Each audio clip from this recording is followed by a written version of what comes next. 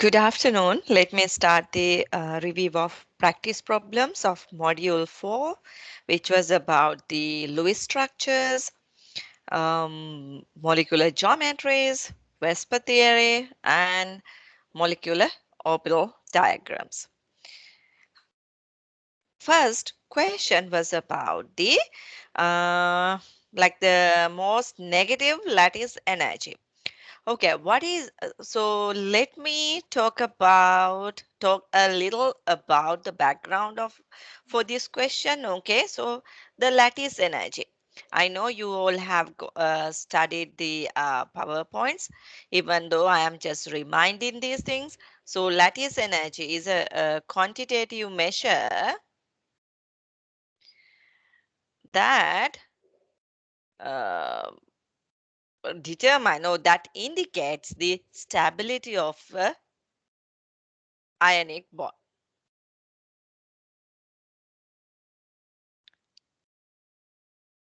Right. So we first, we initially categorize the chemical bonds into two different categories. One is ionic and the other one is the covalent. Okay, so we have like if a bond is made up of the elements which have similar properties, then that would be categorized as a covalent bond. But if a bond is made up of oppositely charged ions, like a positive ion and a negative ion, it's an electrostatic attraction. There's an electrostatic attraction between the ionic bonds. So the ionic bonds are made up or present in between or exist between oppositely charged ions. Right. So the lattice energy, how uh, the oppositely charged ions come together and make interactions and make kind of a lattice. Like that's how they exist in the nature. Okay. It makes like we even though we consider only a one negative one positive one, but that makes a huge network. So we talk about that, okay, in lattice energy. So the lattice energy is the magnitude of the lattice energy is a quantitative measure of a stability of ionic bonds. So it depends on two categories, okay. How uh, big are these charges? And it is inversely proportional to the distance between these ions.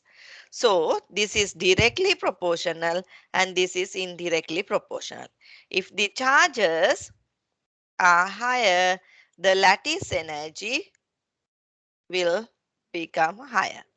But if the distance is higher, then lattice energy, if the distance is lower, then the lattice energy becomes higher because the distance is inversely proportional to the lattice energy. Therefore, the answer would be high charge ions separated by small distances. Questions? Hmm. Okay. No, I think it makes more sense with the equation. I think I just need to look at this for a little bit longer later. Okay, right. I'll move to the next one. Okay. Again, this relates with the explanation I have given with the first question. Which situation below results in a largest dipole moment? So remember the dipole moment. Okay, now we are talking about the bonds or the between the ionic and the covalent. There is a bit the kind of bonds we exist between the covalent and an ionic. These are the two extremes, and in between we have polar bonds. Okay, so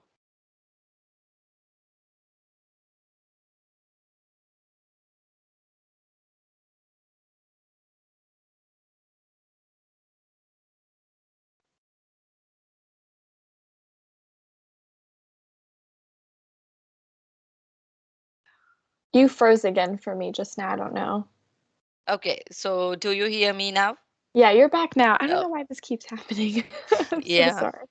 Let me um, stop my video. That may help a little. Okay, I'll go back to the uh, yeah. Hmm.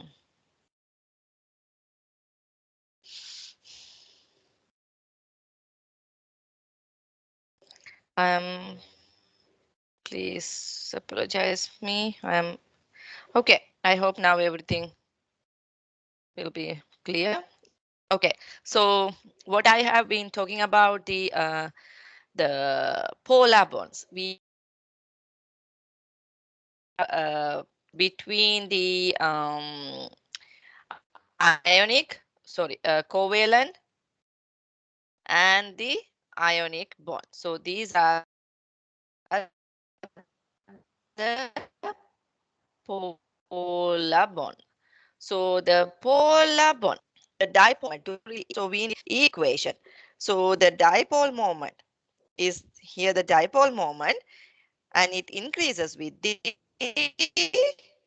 path and the radius, okay, or the distance, right? So if the charges, both the charge and the distance are directly proportional to this dipole moment.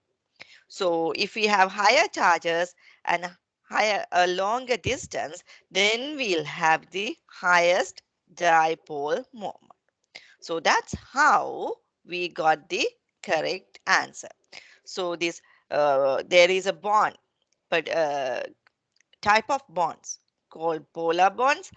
They falls in between the covalent and the ionic bonds.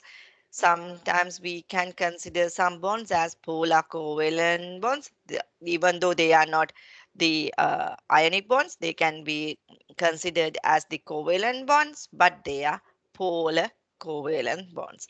In ionic bonds, the electrons from the valence electron from the cation is completely moves to the anion,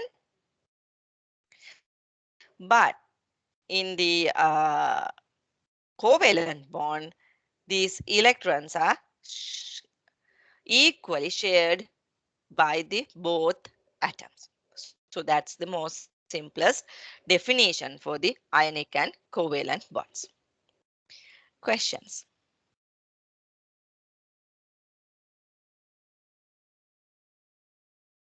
Next, which of the following species has the least polar bond?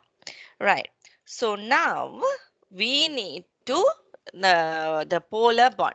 So now we need to think about the electron negativity differences. Uh, like in according to the textbook and the according to the so it is summarized in the PowerPoints. So if it is like the electron negativity difference falls between less than zero point 0.5, it is covalent bond. If it is between 2 and zero point 0.5, they are considered as the polar bond. And if it is greater than 2, then it's an ionic bond. Right. So you would think, oh, do we need to memorize all these electron negativity values? No, you don't need to. But you just need to remember the trends of the or how the electron negativity changes in the periodic table. So this polarity, basically, if you just want to find the most polar or least polar, then the polarity depends on the electron negativity difference.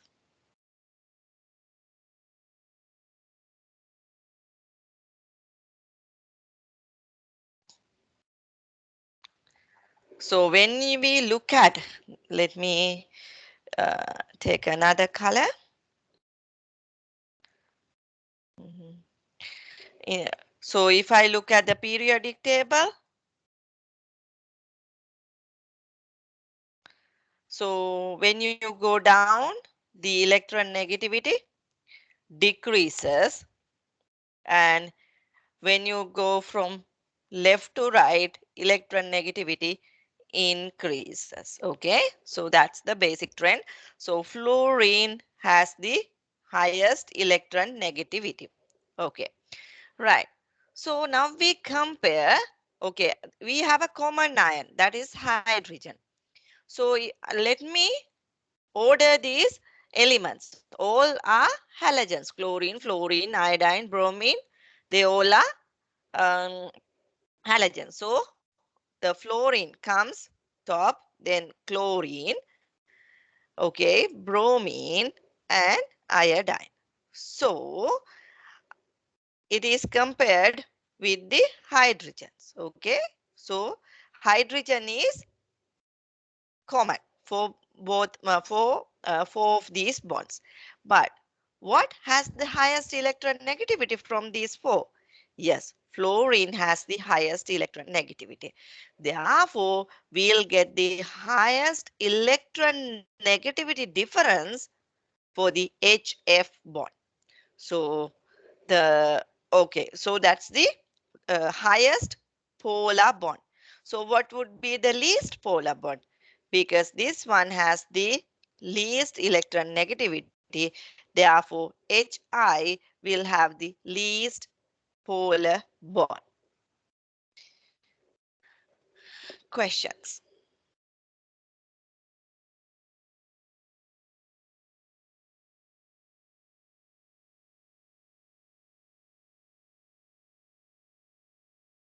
I'll move to the next one. Predict the type of bonding, covalent or ionic, in the following. Magnesium chloride. Okay, now you need the periodic table. Okay, so I know where all these elements are, but it's completely acceptable that you have to use the periodic table. Magnesium chloride. Yeah, when we look at the magnesium chloride, magnesium is in the alkali earth metal, so it makes an ion, magnesium 2 plus, chlorine makes chloride ion. So this is an ionic bond, right? So magnesium chloride is an ionic bond. Carbon tetrachloride. Yes. What do you think about the carbon, the electron negativity difference between the carbon and the chlorine? Yes, it is not much. So the carbon tetrachloride is a covalent bond.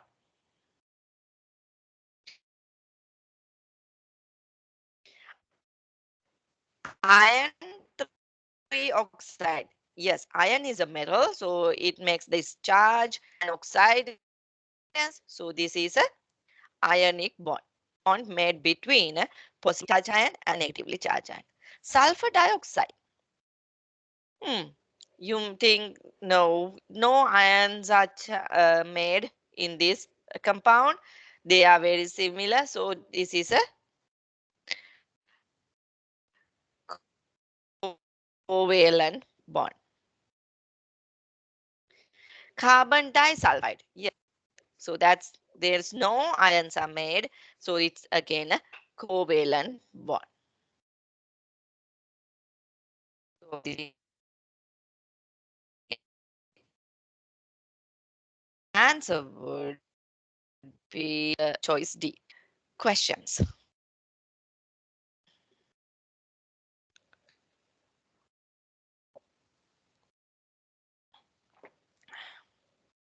Okay, I'll move to the next one. How many electrons does NO2 have and how many are in the structure below? Okay, so now we have come to the Lewis structures, right? So in the slides, I have listed the steps that you should follow in to draw a Lewis structure, and I have uploaded two videos uh, on under the reading material which have been there, but accidentally they were hidden, so now they are available.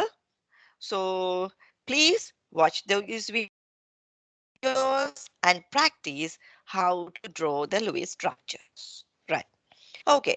When we draw a compound like this bond between the bond between two atoms means two electrons.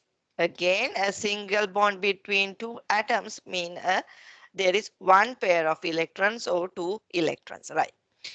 How many electrons does NO2 have? Let's find that out first. So this is how many electrons does when that means you don't need to write the entire or the all the electrons or the entire electron configuration for nitrogen.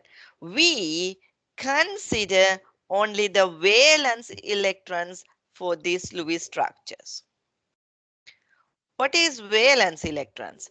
Yes, the valence electrons are the electrons occupy or um, yes, occupy in the, oh, not occupy, electrons we find in the outermost shell of the atom.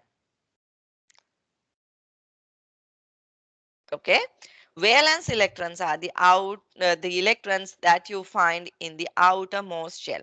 Okay, let me explain that. So nitrogen, let's write the electron configuration: 1s2, 2s2, 2p3. Okay, right. So what is the outermost shell? Look at this number 1. Yes, it's in the first energy level. Okay, like this. And the 2, the next energy level. So what is the outermost shell for the nitrogen? Yes, the energy level of 2 or the second energy level. Therefore, the valence electrons are the one you find in the highest number, kind of like that. Keep that in mind, okay? So in Lewis structures, we only care about the valence electrons. Okay, so nitrogen, the valence electrons, it is 2s2, 2p3, so there are only 5 electrons. Right. Oxygen. Right. What is the valence shell electron configuration for oxygen? That is 2s2, 2p4. So then it, it has 6 valence electrons. So there are 2 oxygens. Therefore, 12 plus 5 equals 17. So NO2 has 17 electrons, right? But how many are in the structure below? Let me get another color. Um, right. So now we count the electrons. 1, 2, 3, 4, 5, 6, 7, 8, 9, 10, 11, 12, 13, 14. Oh, did I miss anything? One, okay, let me count the pairs. 1, 2, 3, 4, 5, 6, 7, 8, 9. Okay, so then there are 9 pairs. That means I have to multiply it by 2. I'll get 18. So this structure has 18 electrons, but NO2 has only 17 electrons. So the answer is B. So then what is that actually? Yeah, this Lewis structure has been drawn for NO2 minus. Okay, that's the difference. Any questions?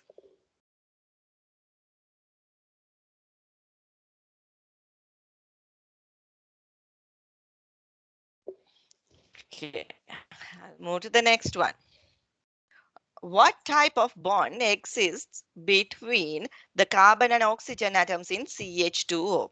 Okay, now I'll draw the Lewis structure for CH2O following the rules or the steps mentioned in the slides for the to draw the Lewis structures. So CH2. First, we'll count the number of valence electrons. Carbon. It is 2s2, 2p2. That's the valence electron configuration. So it has only 4 electrons in the valence shape. And oxygen.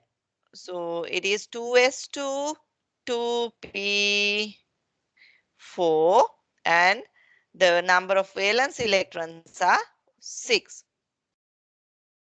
Right. Then we have hydrogen.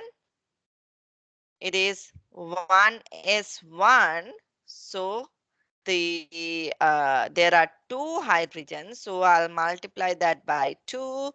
So there will be 2 electrons. So the total would be 12 electrons. Right.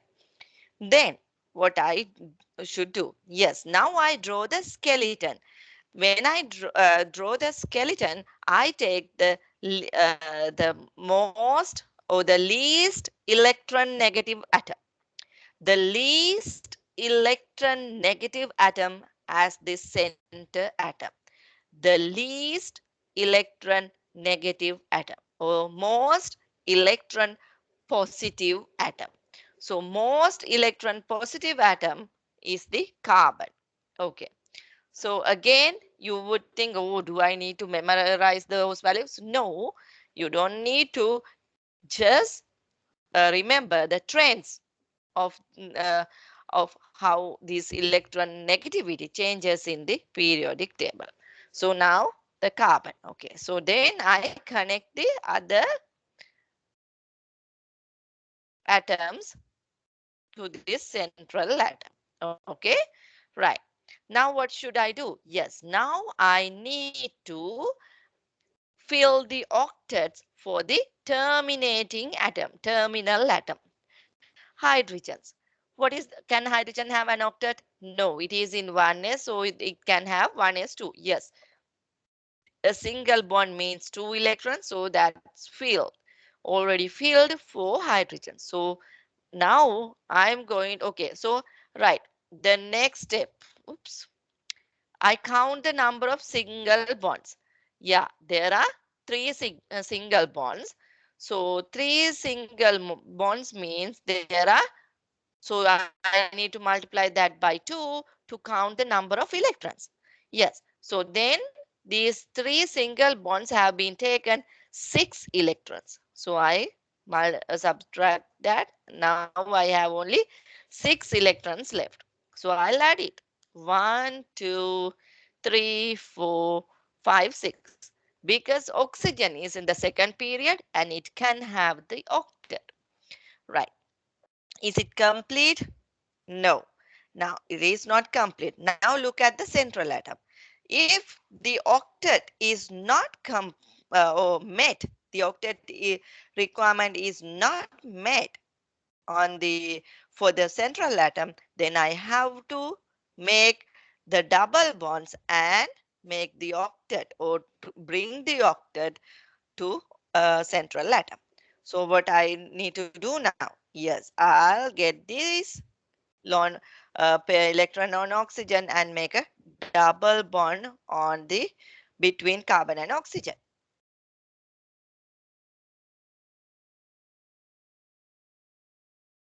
Here are the 2 lone pairs. Okay, right.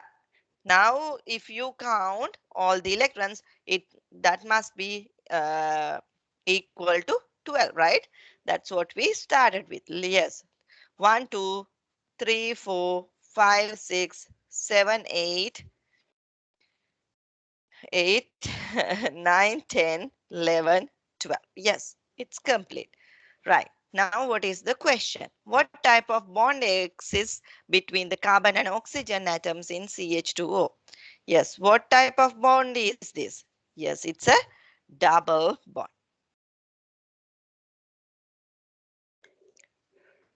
Questions?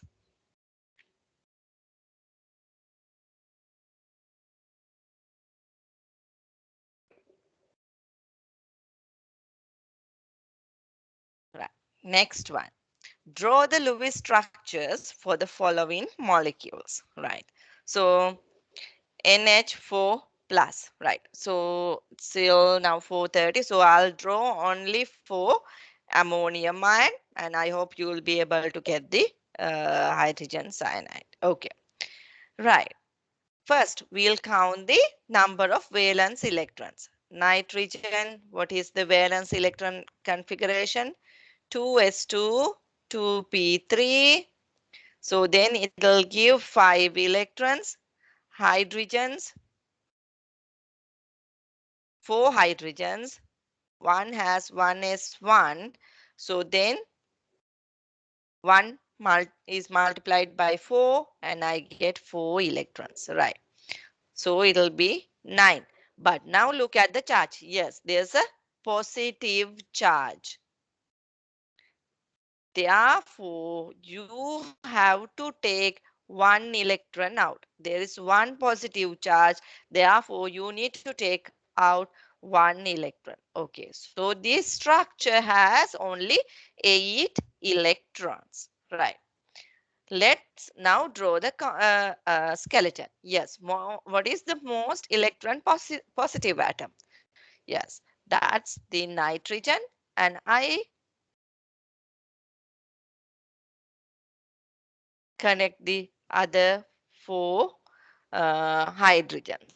So, okay.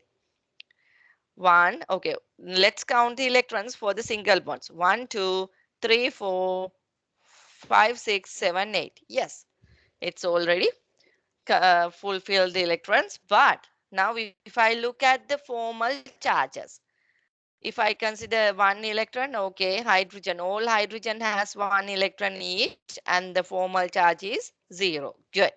But let's count the formal charge for nitrogen.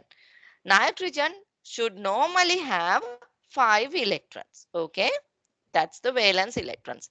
But now how many electrons? Now you take when you are counting or calculating the formal charge, then you will consider only 1 electron from the single bond. 1, 2, 3, 4. Oh, nitrogen has only 4 electrons. Therefore, there should be positive charge on nitrogen. Okay. That's the Lewis structure for ammonium ion. Questions?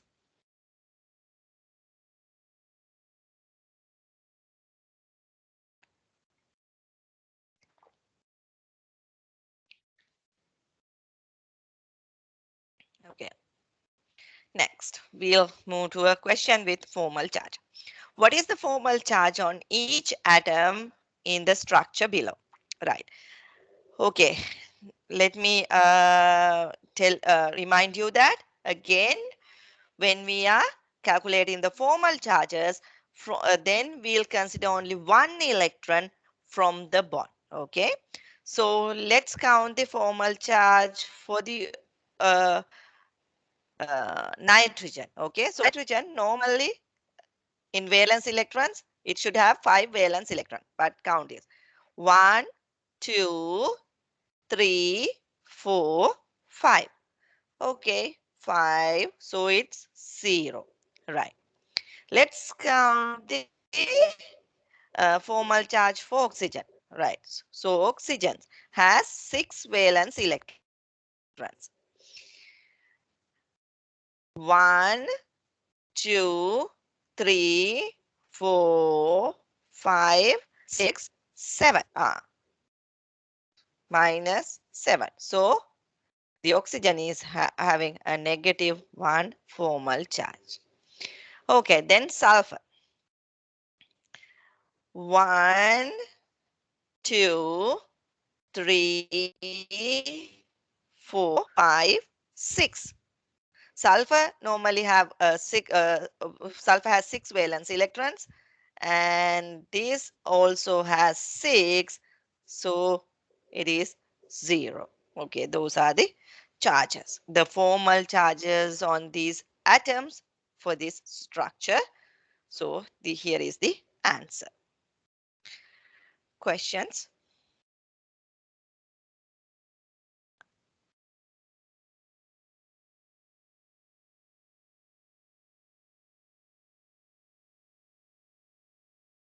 Next one.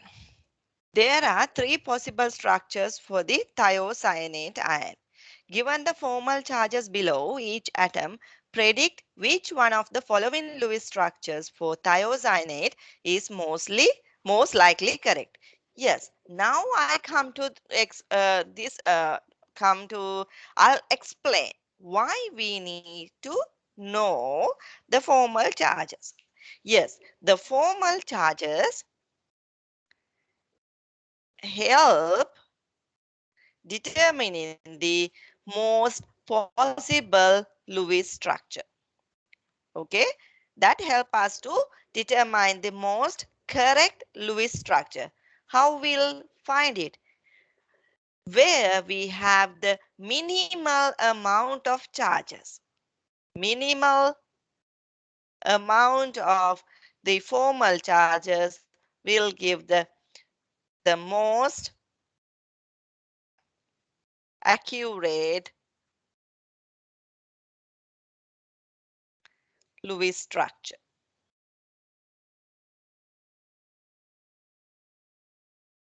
Right.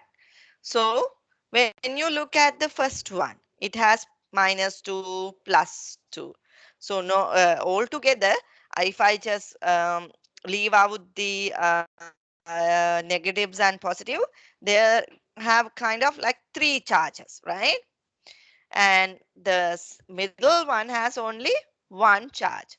If I look at the most right one, the structure where you find most right side, it has like of all like 5 charges. So what is the one with the minimal charge? Yes, the center one, that is the most correct or accurate structure for thiocyanate ion. Questions?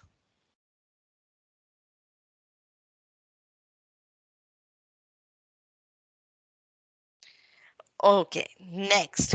Yes, I put this question to explain about the resonance structures. What is a resonance structure? Yes, when we use resonance structures to explain or to we draw resonance structures when we cannot explain or the structure by one Lewis structure. Okay. As an example, I'll consider the sulfate ion. Okay.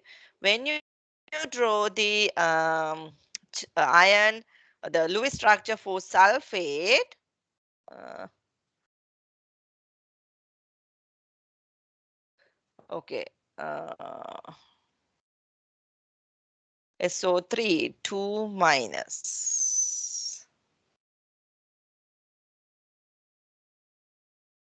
Right.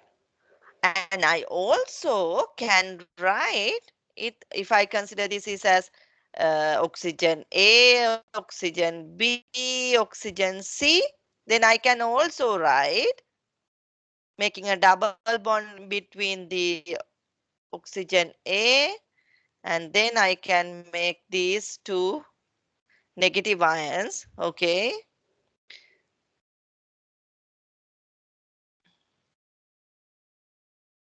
Right. Or I can make the double bond on this oxygen C. So I make these resonance structures because it is not enough. making of one structure, or the I have to write, I have to draw three structures. Oops, what happened there?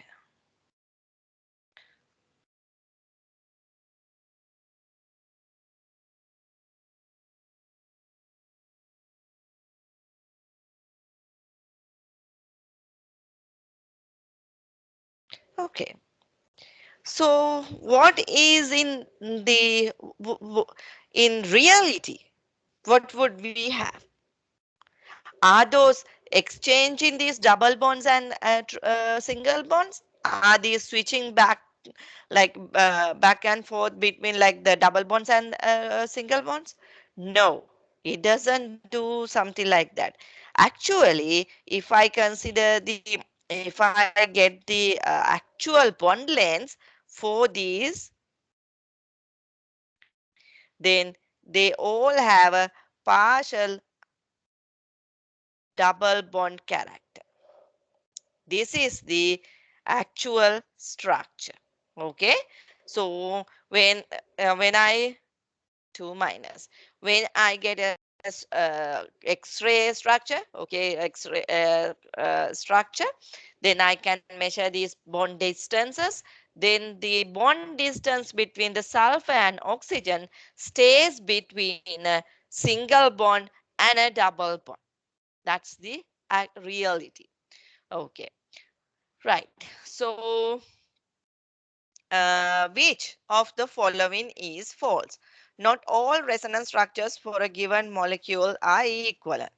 No, they are all equal.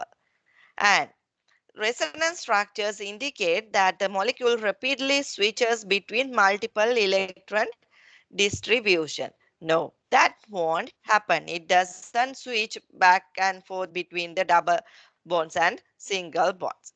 Resonance structures are necessary when a single Lewis structure is not sufficient to deposit the electron distribution in a molecule. Yes, that's why we draw resonance structures. Formal charges are calculated the same way in resonance structures as in the other structures. Yes, we'll use the same way. So the what is not true about the resonance structures is that resonance structures indicate that they do not indicate that the molecule rapidly switches between multiple electron distribution. No, that doesn't mean. Questions?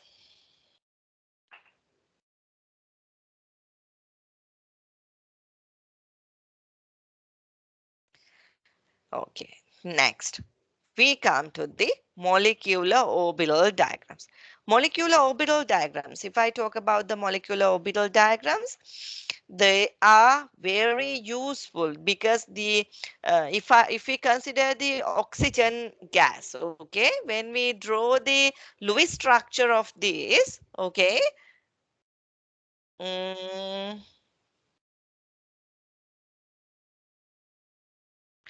right, so O2 has 6, so 12, right? 1, 2, 3, 4, 5, 6. This is the Lewis structure. I can draw for the O2.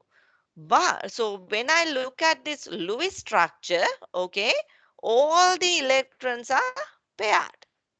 Okay, they are paired. But when I pass the oxygen gas on in a magnetic field, then it shows some attraction with this or to a reaction in between this in the magnetic field. What does that mean?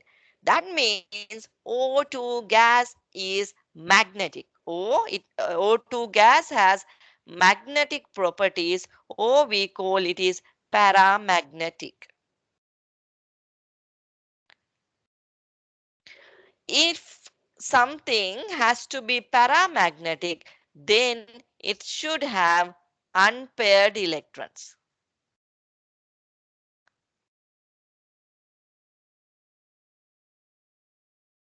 But when I look at this, the Lewis structure of O2, it doesn't explain this magnetism of the O2 gas.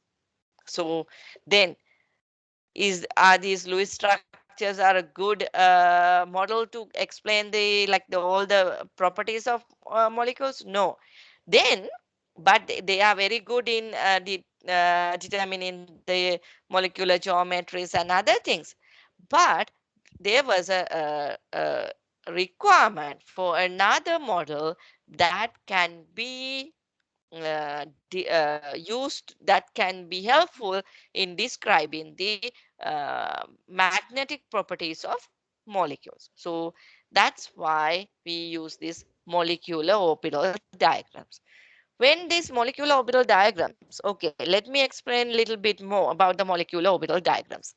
It explains how the orbitals, what happened to the orbitals in the atoms when they are making a molecule.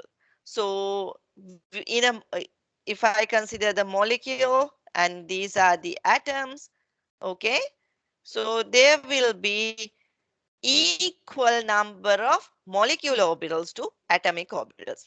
If I have one molecular orbital and one molecular orbital, then atomic orbitals, then the molecular orbitals must have two molecular orbitals, because each atom is contributing one atomic orbital, and the energy of these the bonding molecular orbital should be lower than the atomic orbital, like this. Okay, so this is the bonding molecular orbital, where actually the atomic orbitals overlap and shows the bonding properties. This is the anti-bonding molecular orbital, where we do not have any bonding properties, where the atomic orbitals are not overlap. Okay, right. So how we calculate the bonding, the bond order?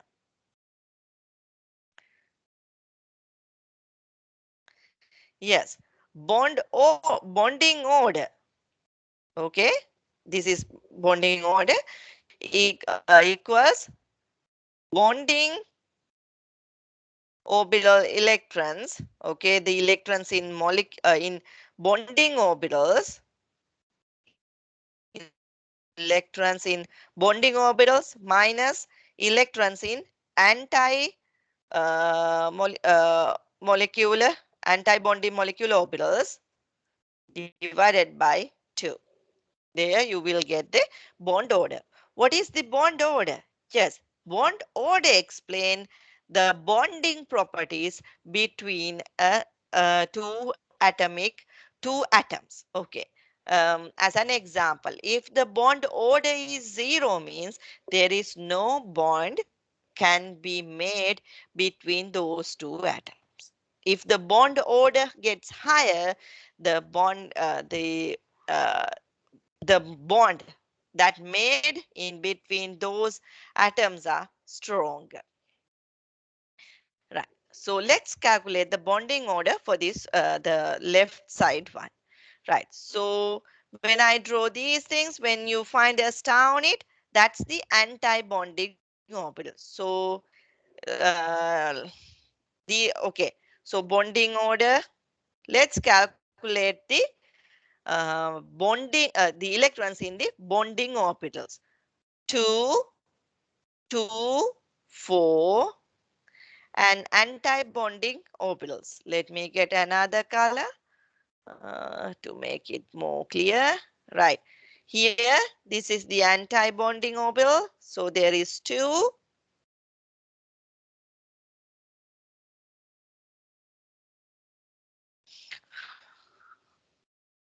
Divide by 2. So there would be bonding order would be 1.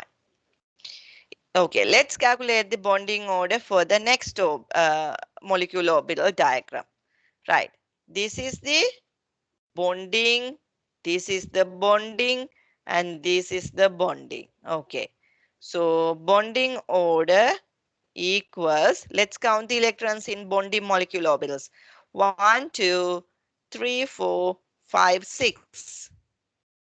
And anti-bonding orbitals. Yes, only 2 electrons are present in anti-bonding orbitals. The bonding order and would be, bonding order would be 2. Right. Questions?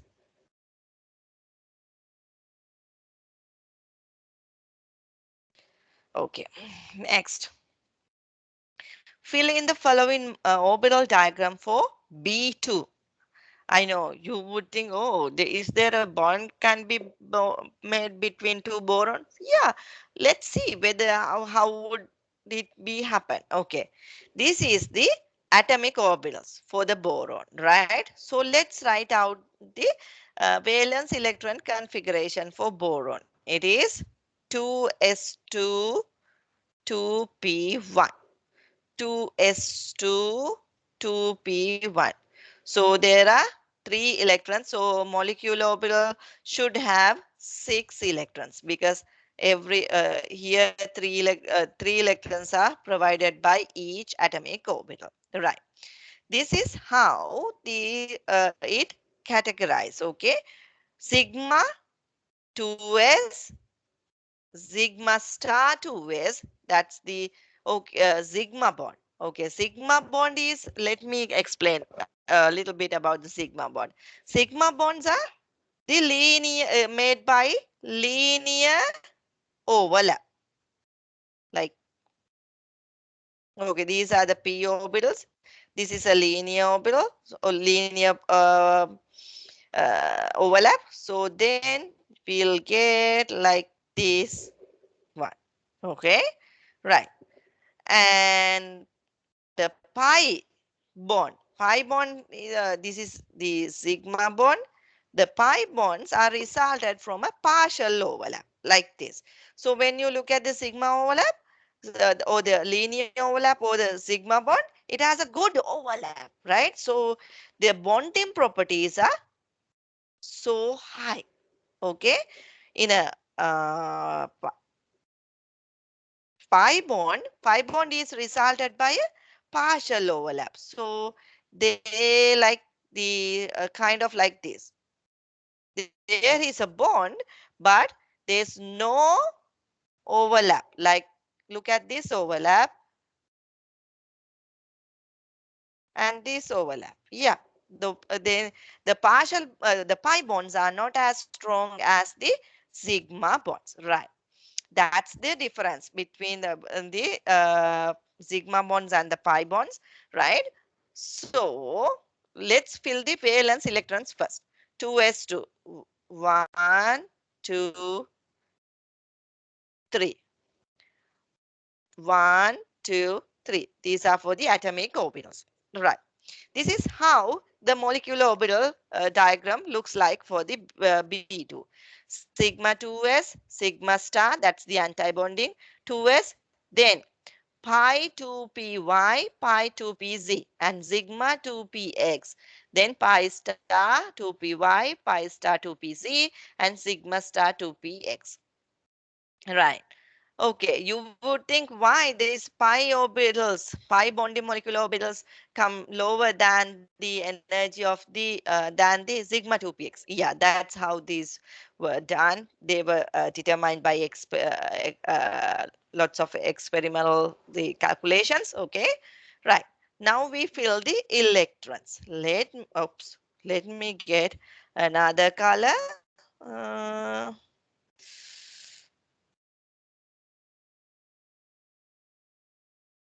right. Going to fill from the lowest to the higher. I have only 6 electrons. 1, 2, 3, 4, 5, 6. Okay, that's how. One in each orbital. Right. What is the bond order for B2? Yes, now we'll calculate the bonding order. Bond order. Right. So bonding electrons in bonding molecular orbitals. 2, 2, 4 minus anti-bonding. Yes, sigma star 2 divided by 2 and 1. So bond order is 1. Right. Is B2 paramagnetic or diamagnetic? Okay. If something is paramagnetic, what does it should have? Yes, the unpaired electrons. Yes, according to this molecular orbital diagram, it has this unpaired electrons. Therefore, B2 is paramagnetic. Questions?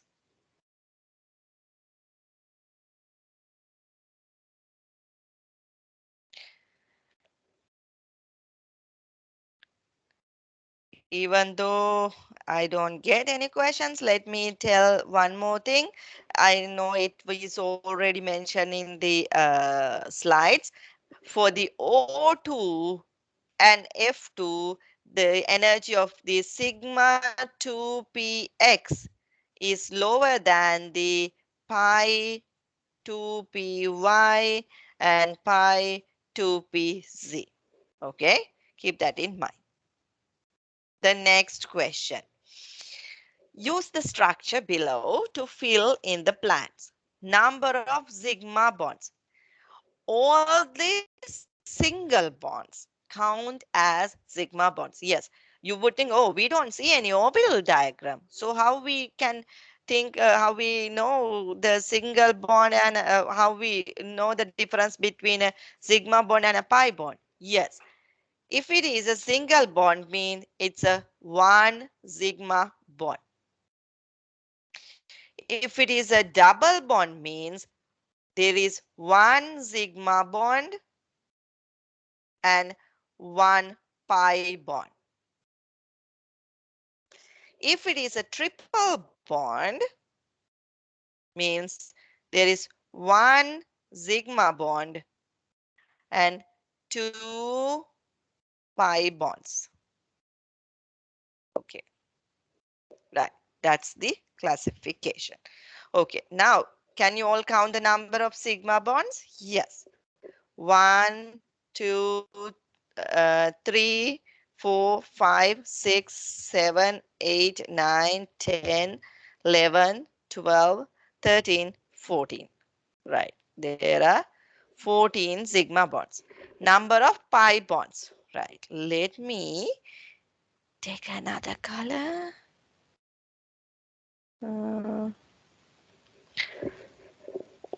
One, 2, 3, and 4. There are 4 pi bonds. Good. Right. Now, the next question, the next part of this question. Complete the following table. Hybridization for these atoms. Yes. What is hybridization? Yes. Hybridization is used to explain how the bonds are made. Right. So when a bond is made, then that atomic orbitals should have a singly occupied electrons. Okay. Right. As an example, let me draw the valence electron configuration for carbon.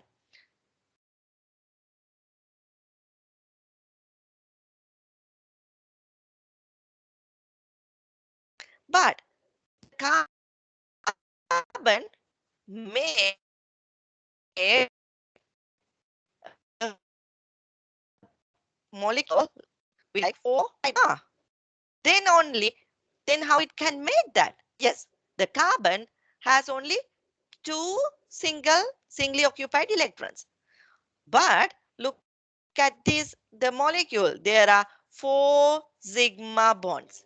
What does that mean? The carbon should have 4 singly occupied electrons. Huh. Then we should know something has to be done on this carbon. Yes.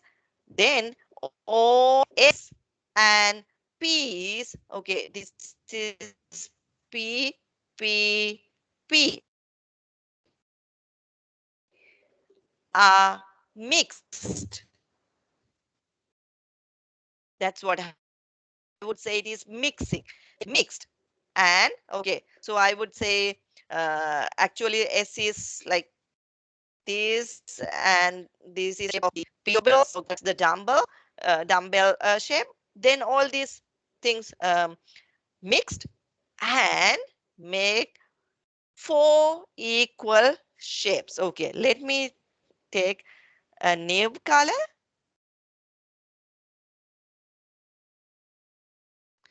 Then we'll get like mm, kind of okay. I would simply draw square shape, but it's not the correct one. Okay. Then in every molecule, atomic orbital, it will have then singly occupied electrons. So how it has been mixed? It mixed one s orbital with three p orbitals. So this is sp3 hybridization.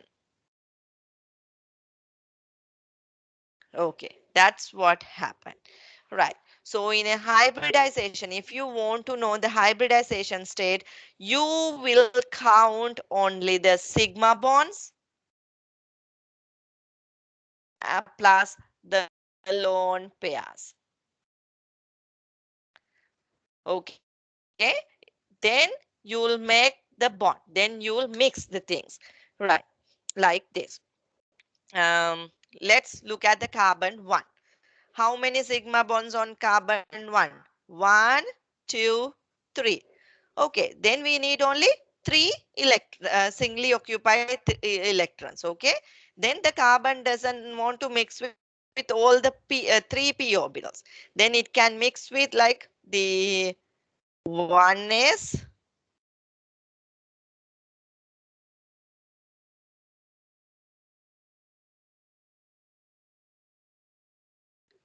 and it can mix with 1s and 2p orbital. Okay, then it would be sp2 hybridization. C2. Let's count this. One, two, three. Three bonds on the carbon. It is again the sp2 hybridization. C3. How many sigma bonds? One, two, three, four. Four sigma bonds like CH4. Then it is sp3 hybridization. N4. Okay, look here. Now remember you count the lone pairs. One, two, three, four. Okay. So then sp3. Okay. Keep that in mind. If there are four things, sp3. If there are like four equal things, sp3.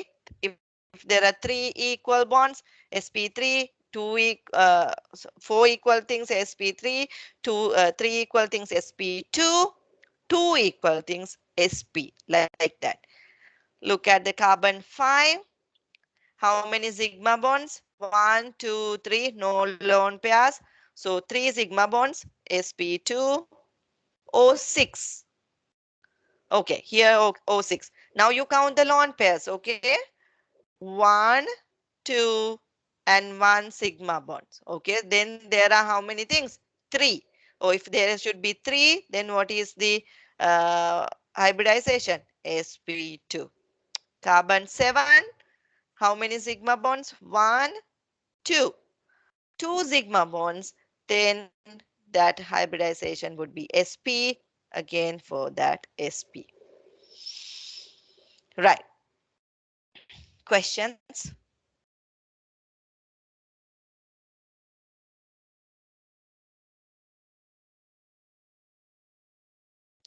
You would think, even though you didn't ask me that question, you would ask me why lone pairs are counted in hybridization. Yes, this is kind of an advanced question, but I'm just thinking whether somebody is curious about it, because these lone pairs will be used in coordinating bonds. The coordinating bonds are also sigma bonds. So that's why we include the lone pairs lone pairs in hybridization as well. Okay. Next, complete the following table. Electronic geometry, molecular geometry, actual bond angle, polarity, and hybridization. I'll do only the first two because, okay, oh, that's the last one. Uh, right, electronic geometry. For the electronic geometry, you will count only the electron domains. That's the, we don't deviate whether lone pairs or single bonds. We'll count both lone pairs and single bonds. 1, 2, 3, 4. Electronic geometry, there are 4 things around it. So it is tetrahedral. Molecular geometry. Now you'll count only the bonding of pairs separately from lone pairs. So then it has 2 bonding pairs and 2 lone pairs. What is the structure? Yes, you need to remember these structures from that table. Yeah, the structure is, the molecular geometry is big. What is the actual bond angle? It is, okay, if it just like this, what is the bond angle? It should be 180 degrees. But can it be 180 now? No, it would be less than that, okay? You can, oh, okay, if there are 4 things, okay, here, there are 4 things. So then the bond angle would be 9.5, but this would be less than 9.5 because there are lone pairs. Because lone pairs has the highest repulsive forces, then they'll refuse the bonding pairs a lot. Therefore, bonding pairs get closer. That's why the bond angle between the bonding pairs becomes lower than the actual bond angle. The polarity. So this is bent. Actually, this structure, if it looks like this, then polarity would be 0 because they are completely opposite. Completely opposite if they stays at 180 degrees. But since this is a bent structure like this. Okay, here is the actual structure. So then the dipole moment stays this way, and the net dipole moment is there. Therefore, they are polarity. Yes. Yes, they are polar and hybridization. Okay. Now what do you need to do? Yes, you count the lone pairs, 2 lone pairs and 2, sorry, 2, 2 sigma bonds, and there are 4 things. If there are 4 things, what is that? Yes, sp3. It's very easy. S gives 1, p3 gives 3, so 1 plus 3 is 4. That's how you'll uh, keep that in mind. Okay, right. The next one, I'll do that and then stop. um, the electronic geometry, you just count the whatever the things around the central atom. 1, 2, 3, 4, 5. Then it would be trigonal bipyramidal.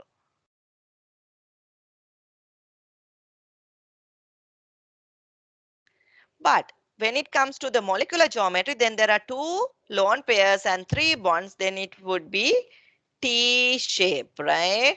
Okay. Actual bond length, bond angle would be less than the 120 degrees. Okay. Polarity. Yes. How these three lone pairs stays would be like this, and this is the lone pair, and this is the other lone pair. Okay.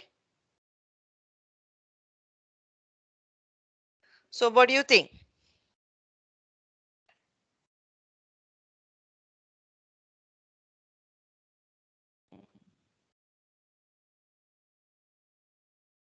Yeah, would be polarity would be non-polar, right? And hybridization, you count the things. Okay, now it's a good one. How many lone pairs? Two lone pairs and three single bonds. Sorry. How many things? Five things. Okay, right. Now sp3 gives only 4.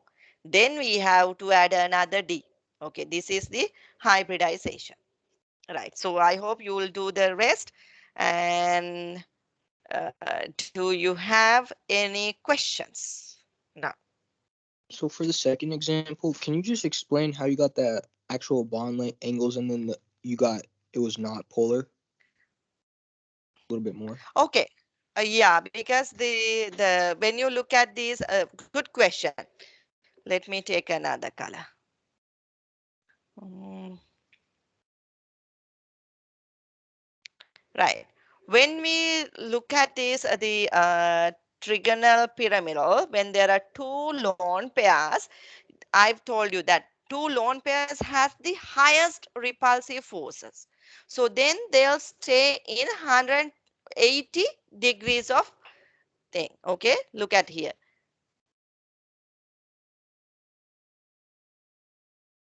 These are the lone pairs. Okay, right.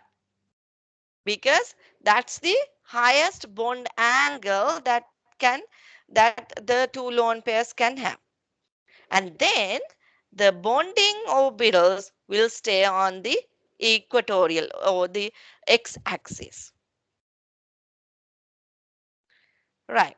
So I have explained that in the uh, slides even. So then when we look at the, now we do not need to think about the lone pairs when it comes to the polarity. Then we'll think, because now they are in the same plane. You just consider about a trigonal planar structure. What is the polarity for a trigonal planar molecule? Like BCl3, it stays like this, right? Cl, Cl, Cl. So then all these things will be cancelled out. That's why I said it is non-polar. And it is a trigonal planar. So the bond angle would be 120 degrees. So we do not have the, we may approximately it will equals to 120 degrees. Okay. Yeah, thanks. Let me see. Any other questions from this slide? Let me see whether this has been explained in your slides.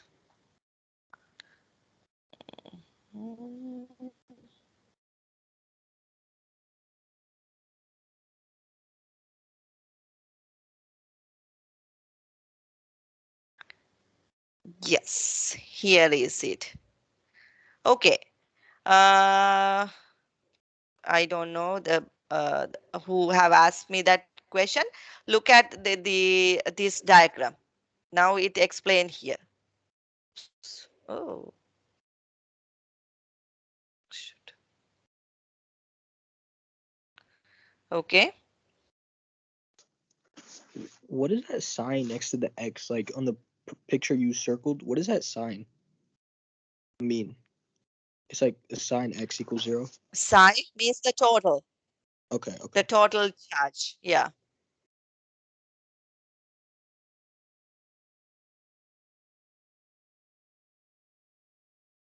Yeah. Any other questions? If I go back to the questions.